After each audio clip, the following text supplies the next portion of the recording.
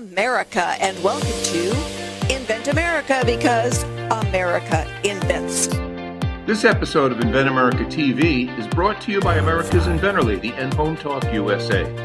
Home Talk is a proud member of the King's Broadcasting Network and has been bringing to you the best of America's home-based product innovation since 1998.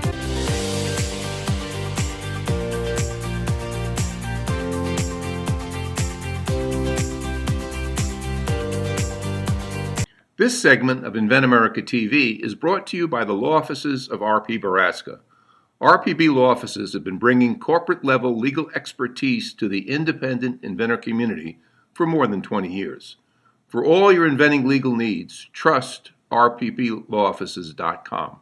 Welcome back. This is the Invent America show right here on Invent America Radio on the King's Broadcasting Network. We want to welcome all of our Home Talk USA audience as we continue this hour. Don't forget, the third hour, we're going to have the Made in America part of the Home Talk USA radio family. And now I'd like to welcome to the show. She is no stranger. She is the co-host of the Invent America show herself, because like she always says, America invents. The inventor lady herself, Rita Crompton. Welcome, Miss Rita.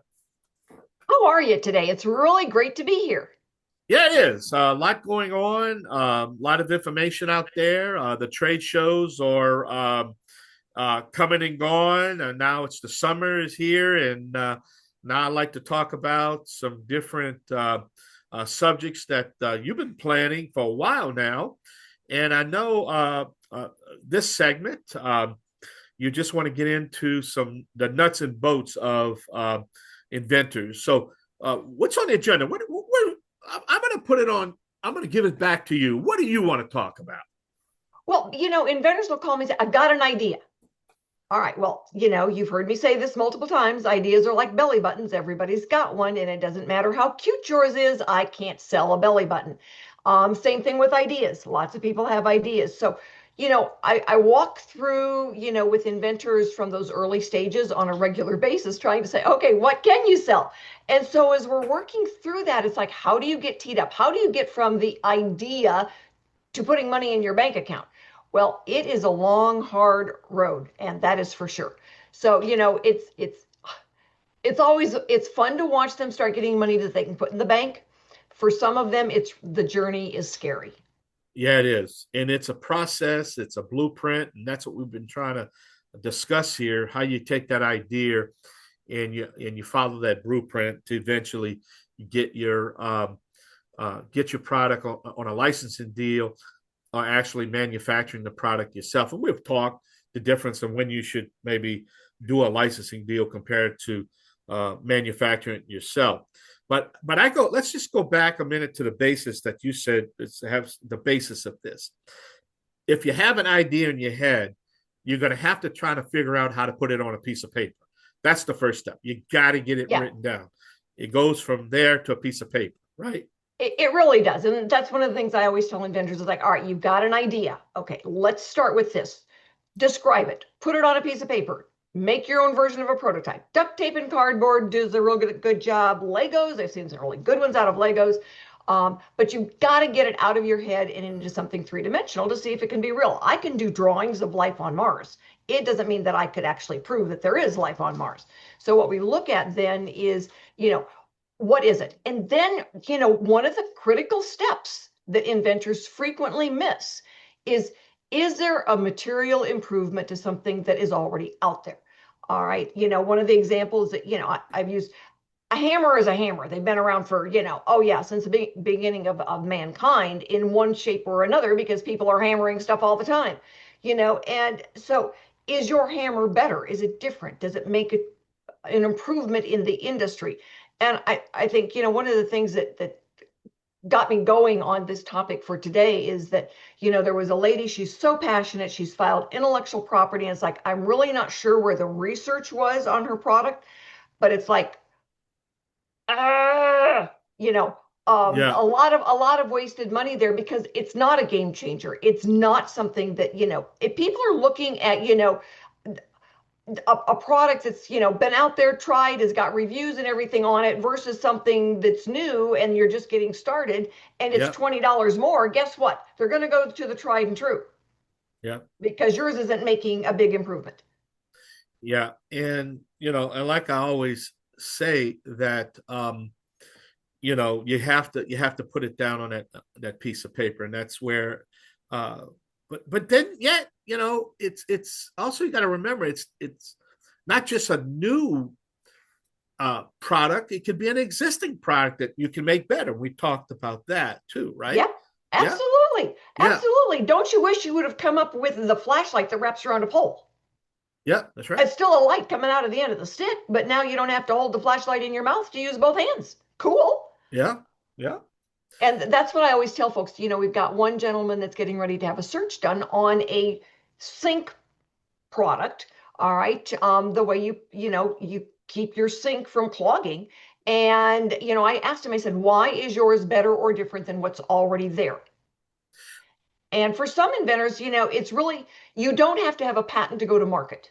You can make something. You may not be able to get a patent on it because it's too close. It's a slight improvement or whatever. You want to make sure you don't get a cease and desist. So that search can go ahead and help you say, okay, yes, I can use this intellectual property because it's expired. I don't want to get a cease and desist from somebody whose patent issued 5 years ago. Yeah. But, we also talked about how the ideas come from. And sometimes it's not just the idea that came in the head. It's, you hear this story all the time, is that I went to the box store looking for whatever, went down, they didn't have it because it didn't exist. Then they said, wow, I couldn't believe this is not available because it's not there anymore. It happens a lot. Oh, it and does. then then now they go down this journey to say, I wanted this tool, I wanted this technology, it's not there. So let me see if I can put something together. And then it goes back to the story we just said. Yeah. Get it on a piece of paper. Yeah. The best inventions I see are people who are working in the field and say, okay, we need it to do this. We need something that does this. And then they invent that thing. Mike Wood with Wood and Wood gutter diverters. I've had him on, I think a week ago, and he was really good at talking about the fact that he installs gutters and has for decades. And he came up with these 3 different tools that make it better. The gentleman we had on last week, he worked for Hasbro's toys, for goodness sakes, designing toys, and came up with, an extension of one of the ones that's been out there for a long time. But now instead of just floating in the water with it, you can build the Eiffel Tower with it. So, cute things that we have really seen make a difference that were material improvements in the industry. And, it's so much fun to watch the inventors get through that and get out there and get selling and making then the money off what was originally an idea. Yeah. Yeah, that's true. But again, that's where it has to start. And whatever, how you get to that point, there's really no exact science as long as you can get to that point. The steps are pretty straightforward. Where I see inventors making mistakes frequently is that, there's so many, our theme for this month in our inventor roundtable meetings is scams, scoundrels, and saboteurs, because for the number of inventors that are out there trying to get a product into the marketplace, there's probably an equal or more number of scoundrels. Yeah. And, their patent gets published and now they get this string of mail from scammers. And, so teaching inventors how not to get off the track, don't get off the right path. Because it's easy to say, oh, somebody told me I need to have a business plan. You don't have a business yet. Why would you spend $1,500 for somebody to do a business plan for you when there is no business yet? You don't even know if you've got a product you can sell. Some of those things where it's like, oh, I need to get, let's get signed up to do social media. Not yet. Go to a professional trade show. It's cheaper than social media. Find out what you've got, who's interested. Find out whether or not you can actually sell this to someone. Be smarter with your words. And so, there's a tight learning curve, but a pretty straightforward learning curve for the guys that say, I have an idea, and now I want to see if I've really got a worthwhile idea. All right, we're going to take a short break. You're listening to the Invent America show, Invent America, right here on Invent America Radio on the King's Broadcasting Network. We're going to take a short break. We're going to have our first guest. This is the Cajun contractor, Michael King. We're going to be right back with a guest, a topic. It's all about education information. So y'all don't stay tuned. We're going to be right back. Y'all come back now, you hear? This segment of Invent America TV is brought to you by SearchQuest Patent Search. SearchQuest provides for a comprehensive patent search that searches the entire world and not just the U.S. Patent Office. Make sure that before you spend those big bucks having a patent written, you've done your due diligence by getting a comprehensive patent search. Use SearchQuestPatents.com for all your patent search needs. They scour the world for you. Welcome back. This is the Invent America show on Invent America Radio on the King's Broadcasting Network. If you just joined us, we're getting ready to have our first guest, Miss Rita. But before we can get our first guest, we have to get a sponsor. So who's paying for the hours so we can put this good education information out there? This segment of Invent America is brought to you by Aztec Washer. It's the revolutionary and innovative roofing product since 1968.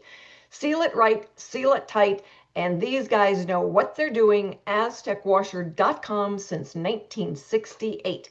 And my guest for this segment is Jean Scarberry. He invented this really cool thing called the Snow Angel. Jean, thanks so much for being with us today. We appreciate it. Thank you very much, Rita. All right, so tell everybody, this is not laying down in the snow and swinging your arms and legs around to make a snow angel. This is removing the snow, and you didn't have to do the shoveling. So what is the Snow Angel? Snow Angel is basically a small leaf blower type blowing mechanism that continues to blow air as the snow comes down. So we're never having to remove snow, we're deflecting the snow. So at the end of the night, if we had nighttime snowfall, you wake up in the morning and your driveway is totally clear. The Snow Angel has the advantage of a heated driveway, but about approximately 1/100th the cost. There you go. And the thing is that somebody can go and get the Snow Angel now without having to dig up all their concrete to put in a heated driveway. Exactly. And what it boils down to is that you can take any driveway, and by buying enough Snow Angels, you can take care of a 30-foot driveway, 60-foot driveway, 90-foot driveway. Excellent. And for a lot of older people living north of the Mason-Dixon line, I would imagine this would come in really handy. Definitely, especially anybody north of Interstate 80 across the United States becomes the perfect customer, because what happens is Snow Angel will take care of the snow coming down, so no one is trapped in their homes. And for the elderly and for the impaired, a snow-filled driveway means I can't get out, go shopping, go to church, visit with my friends. So I'm trapped. Yeah, and my mother's older. She lives in South Dakota, so she's at that I-90 level.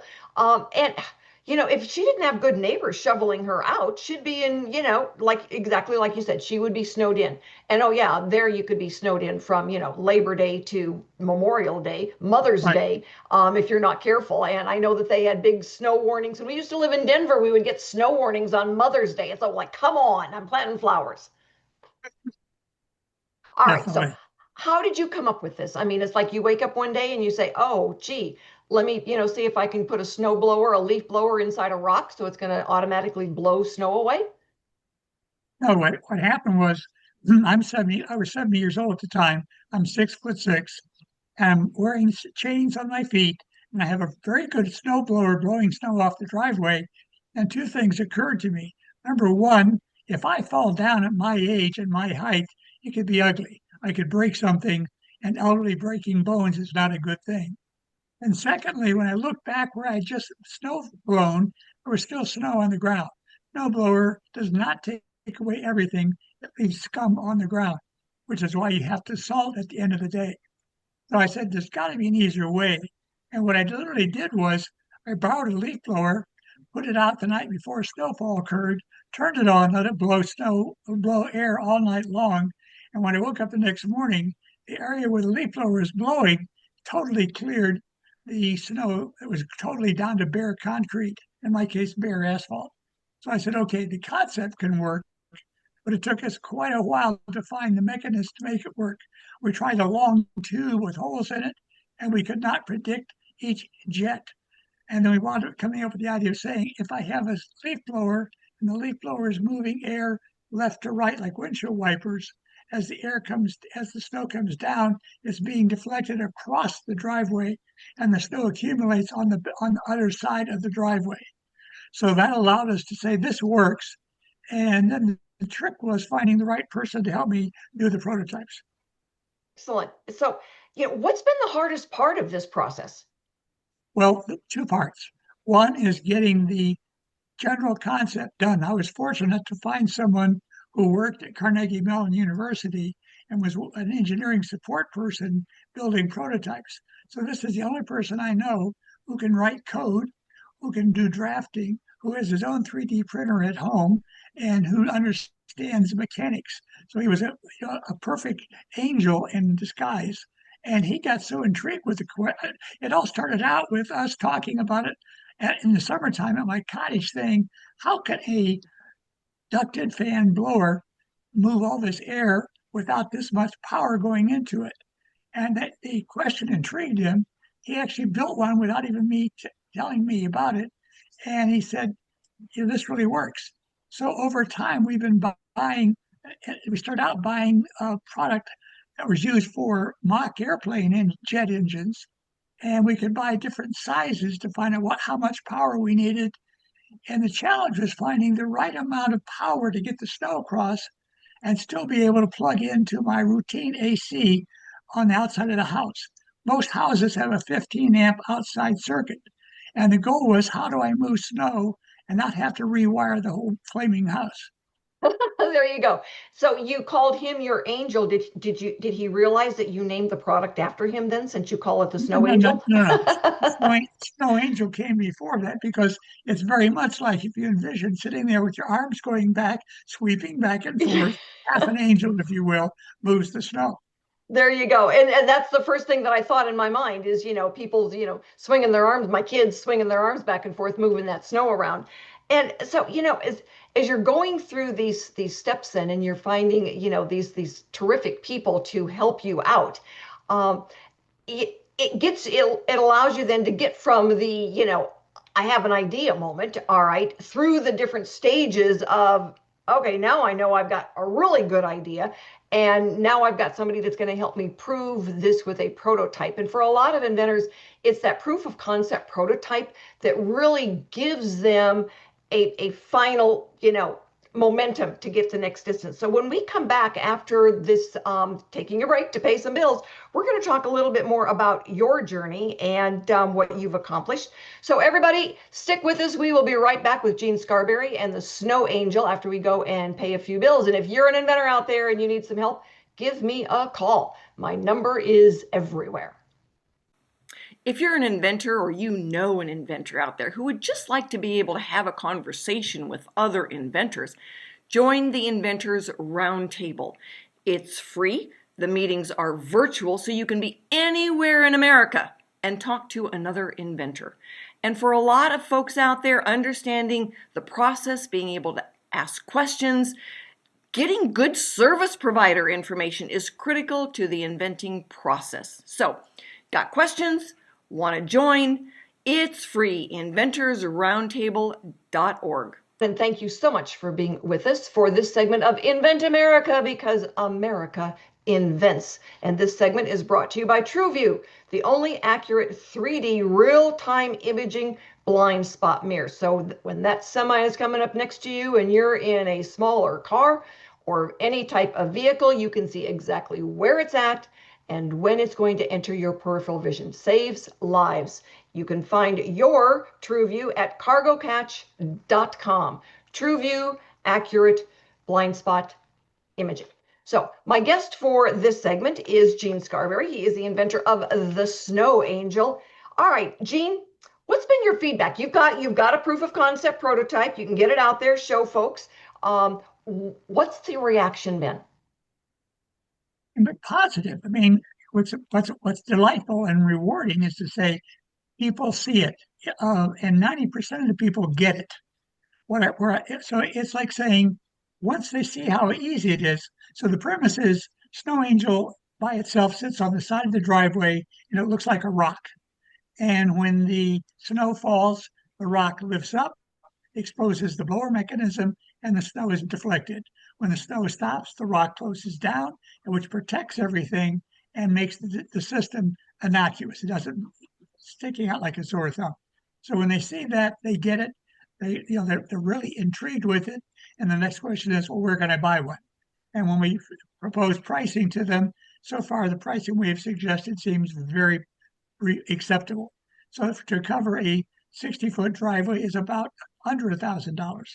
And it runs off of 110 AC, so there's no big deal about wiring. And it can sit out there year round, or you can put it in and take it out of the house because the Snow Angel, each one, weighs less than 7 pounds. So it's easy even for an elderly person to pick it up and store it in the basement. And when fall comes, put it back out, hook it up, and when the electronics turn on and say, okay, we have snow, out it comes. So that's been very positive response.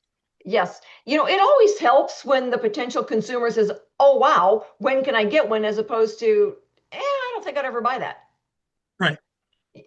So what's next, Jean? What's your goal? Are you going to start manufacturing yourself? What is it that you're looking for? Well, at 83, I don't want to start another company. So I have a group of engineers who are either retired or semi-retired who have been helping me with my system, which has been a very great blessing.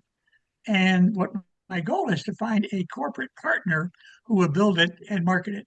Or getting shelf space at places like Lowe's or Home Depot are hard. So customers who already have, manufacturers who already have shelf space and already have relationships with the big stores become the logical next step. And ideally, a manufacturer who's already making leaf blowers, he's already got the heart of the system. Why I think Snow Angels should be an important project for them is that the critical elements, the injection molding problems, are all in the leaf blower blowing mechanism. The housing to hold Snow Angel and the rock are very simple products. So that going from Snow Angel proof of concept and design to manufacturing is a lot shorter time and a lower cost of investment. And I think you're on a good track there because, if you went to somebody who was already doing a snowblower, all right, they've already invested a lot of money and time into creating their snowblower. So frequently we say that they're not a good match because they don't want to compete with their own investment. But now you go to the leaf blower folks, like Still, all right, that was the name that you had mentioned to me before, and they don't compete in the snow business, the snow removal business yet. But now they could. Now they could have something that was a year-round product as opposed to just a spring through summer and fall product. Now they can compete with the snowblower folks and expand their market.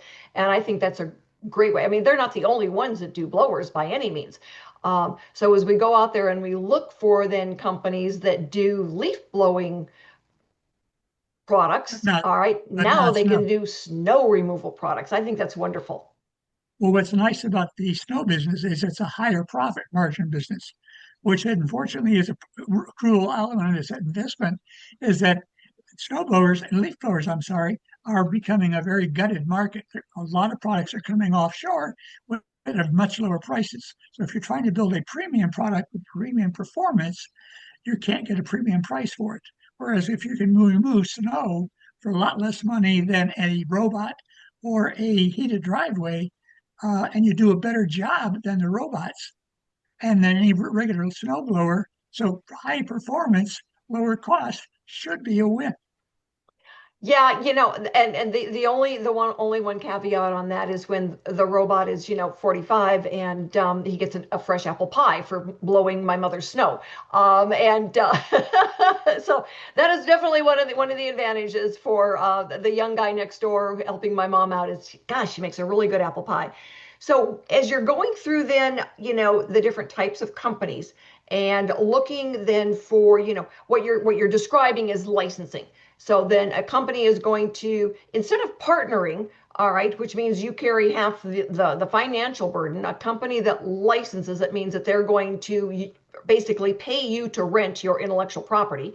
They're going to make it, sell it, and send you a check as opposed to sending you an invoice.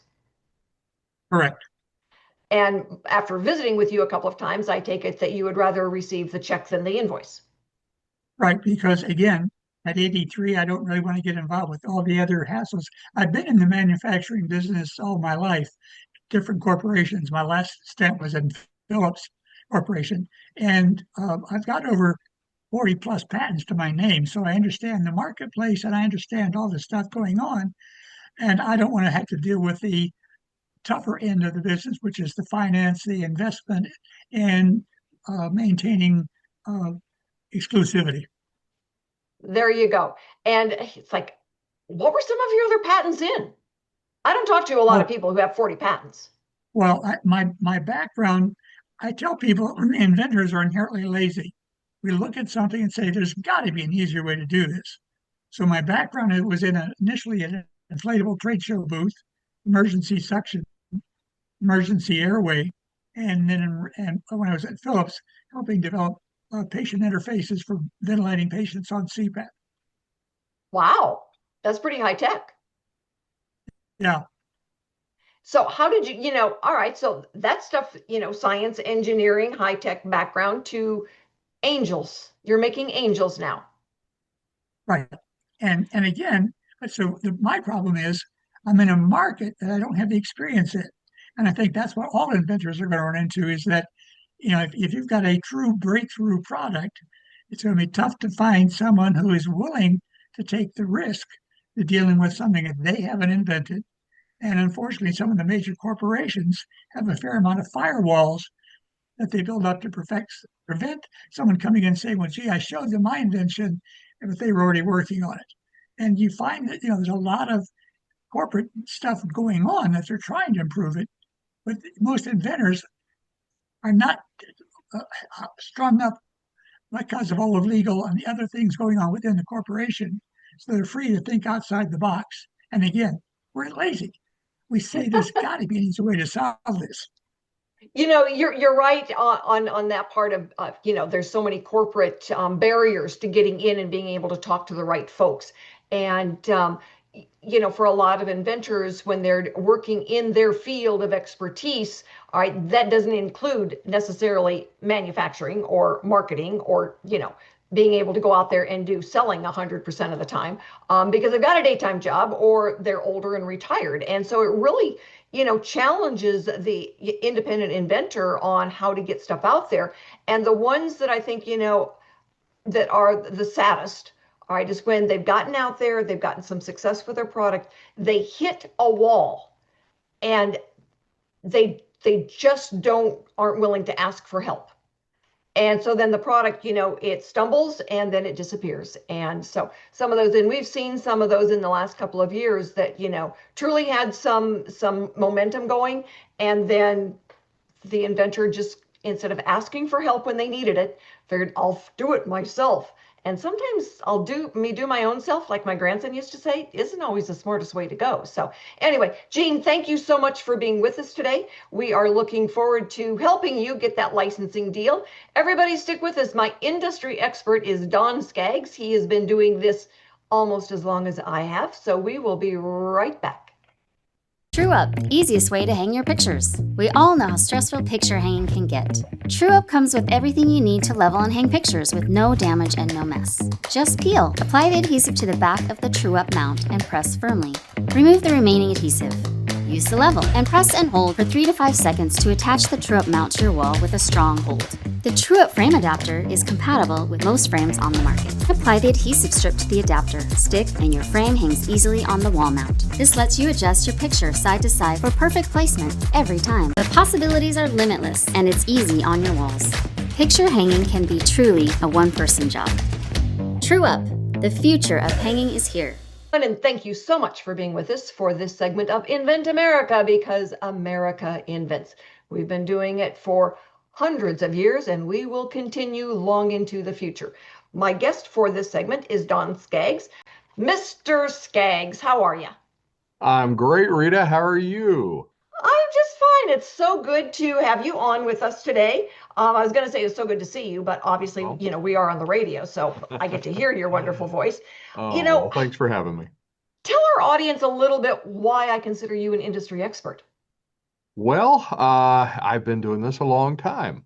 My backstory is I bootstrapped a company out of a farmhouse in Eastern Kentucky, a place you're not supposed to make high-tech products for the pathology laboratory industry, but we did it anyway. Nobody told us we couldn't. And so we grew that, made it into a factory, had employees, grew it 23 years, sold it a few years back. And then I had one of those what's next for me moments. And that was I want to help other people do what I did. And that's come up with a great idea, market it, make it a real product in the marketplace. And that's what we did. And that's what we're helping other people do now at Acture. So that is wonderful. So when somebody tells you, Don, I've got an idea, what do you advise them? How do you tell them to get started? That reminds me of an old movie, and I don't know if very many people remember this movie. It was called The Untouchables. It had Kevin Costner, the guy that played James Bond. I can't remember his name all of a sudden. I can see him. I can see him You in can my see head. him. Yes. You can see him. So Elliot Ness, he's going after Al Capone, and so his right hand guy, which is the guy that used to play James Bond, takes him into this church and sits down and says, "I want to ask you a question. What are you prepared to do?" And I love that line because that's what I want to answer and tell other inventors, entrepreneurs, people with an idea for a product or a business, and say, what are you prepared to do? Because too many folks out there, I think, they think, oh, I've got this idea, it's written down on a napkin sketch. All I have to do is wave it in front of somebody and boom, I make $1 million. And that's not how it works in real life. No Now, kidding.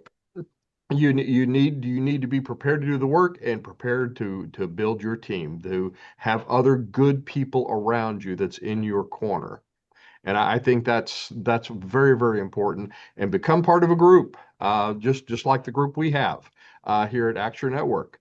And it's we have something we call the Inventor Entrepreneur Workshop, where it's a closed non-disclosure agreement. Everybody goes around the room. We introduce everybody. Then everybody gets a chance to talk about, this is what I have, this is where I'm at, this is where I'm stuck. And instead of getting one person's idea or opinion, you get an entire room full of people, and it becomes a brainstorming session on steroids. And that's the kind of people that you need to have around you.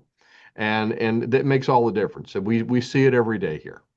Yeah, I know. I've told inventors a lot of times, it's that, come to the inventor roundtable meetings, and a lot of times the best information you get is from the inventor sitting next to you, because they've been there, done that, and they've suffered the punch. Well, why should you take the punch if somebody else can tell you, don't, be careful, this punch is coming?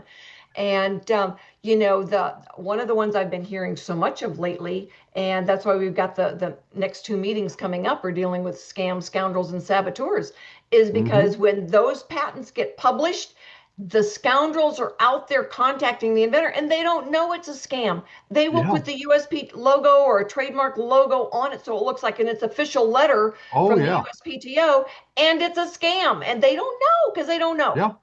Yeah, I mean, there's what people a lot of times don't realize. They'll have, they'll think, well, surely they're going to treat me right. They've got this stamp on their website or something, and actually, bad people are going to do bad things. It doesn't matter what patent you have or what law you have, what law is on the books. It's not going bad people are going to do bad things. And so you've got to watch out for that. And I think you have to prepare, and I think you have to be lean about how you prepare. Yeah, that's a key word there, is like, if they are going to send you an invoice up front, you want to know why and what it's for. So, the value of the patent, we're coming down to the end of our segment here, but, why should an inventor even determine whether or not they could file or should file? And I think there needs to be a very, very lean process for that. We teach a very lean process for how you go about it. There's something called a provisional patent that you can file, and that's going to give you 1 year to answer one question. And that question is this going to sell? But there's a process of preparing for it and filing it, and not running out first thing to an attorney's office and saying, here, make me a patent. Here's a napkin sketch. And they say, well, sure, it's going to be $10,000. But you see, a patent's like a banana. I mean, you can go to the grocery store and they'll give you a big cart when you walk into the grocery store, and there's a big place where you can buy bananas, and you can fill that cart up full of bananas if you want to, and if you go to the checkout, they will sell you every banana in that cart. But guess what? Are you going to eat all those bananas? No, they're going to go bad. So your timing and your strategy has to be right when you're getting ready to protect yourself with intellectual property or a patent. Yeah, I always tell inventors, the first thing you want to know, are you infringing on someone else? Getting a cease and desist isn't any fun. Yes. Is yours a material improvement? Is it going to make a difference in that industry? And then, can it be made at a price the consumer is going to pay? Because consumer is still God when it comes to selling. Because if they're not willing to pay your price points, you're not going to sell. And then it doesn't matter how many angels you've got. So anyway, Don, thank you so much for being with us today. You do stand as my industry expert when it comes to talking about inventors and giving advice. I appreciate it very much. Thanks, everyone, for joining us today. We will be back next week with more stories on getting products from mind to market. We will have new inventors and industry experts. So join us and have a wonderful week.